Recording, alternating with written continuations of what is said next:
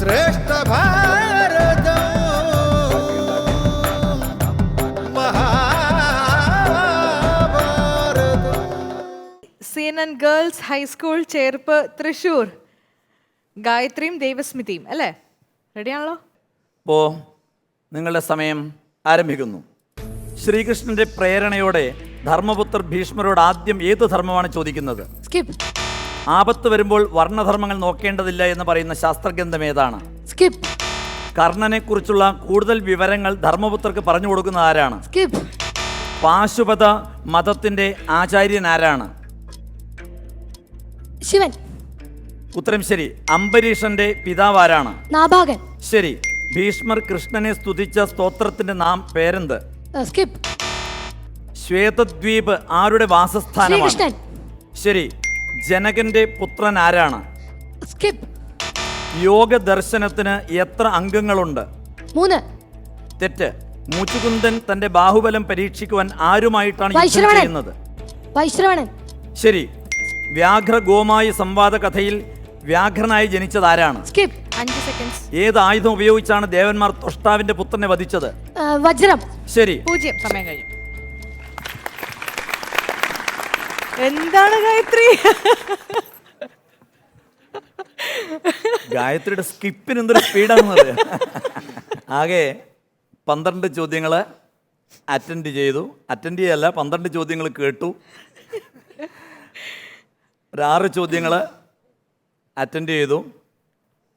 അതിൽ 1 ചോദ്യം മാത്രം തെറ്റി. 9ാമത്തെ ചോദ്യം. 5 ചോദ്യങ്ങൾ ശരിയുത്തരം പറഞ്ഞു. 50 മാർക്ക്.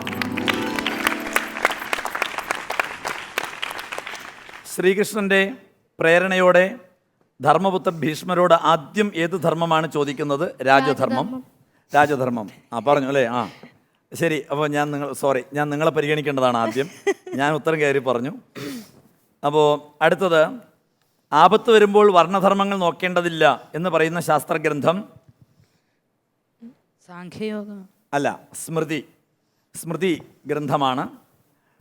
പിന്നെ കർണനെക്കുറിച്ചുള്ള കൂടുതൽ വിവരങ്ങൾ ധർമ്മപുത്രർക്ക് പറഞ്ഞു കൊടുക്കുന്നത് ആരാണ്? നാരദൻ. ശരിയാണ്.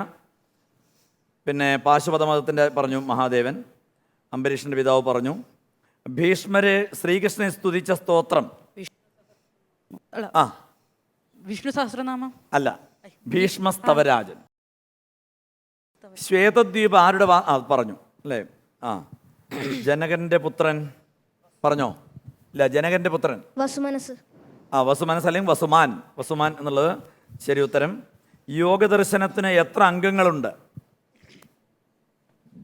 യോഗദർശനത്തിന് എത്ര അംഗങ്ങളുണ്ട്? 8. അഷ്ടാംഗയോഗം അത് പ്രസിദ്ധമാണ് കേട്ടോ. അഷ്ടാംഗയോഗം.